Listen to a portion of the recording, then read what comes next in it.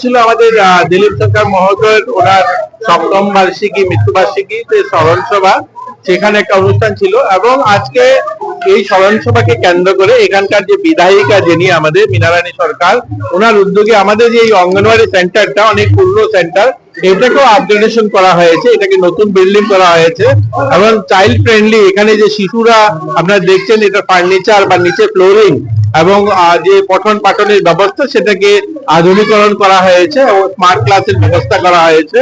তো এইরকম কিন্তু আমরা সারা রাজ্যে প্রায় 400 স্কুল, যেখানে এলইডি টিভি আরো ব্যবস্থা এবং এই ধরনের বসার ব্যবস্থা, সেগুলো করছি গোটা রাজ্যে।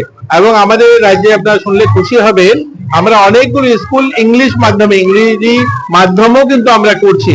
আজকে প্রাইভেট স্কুলগুলো আপনারা যদি দেখেন, অঙ্গনওয়াড়ি সেন্টারে কম দিতে চায়, বাচ্চারা প্রাইভেট স্কুলগুলোতে নিয়ে যায়, কারণ ছেলে মেয়েদেরকে পরে বিদ্যাজ্যোতিতে ভর্তি করার জন্য বা কেন্দ্রীয় বিদ্যালয় বা অন্যান্য প্রাইভেট স্কুলে ভর্তি করার জন্য, যে ছেলে মেয়েরা যেন ভালো একটু ইংলিশ বলতে পারে, এবিসিডি ভালো জানে।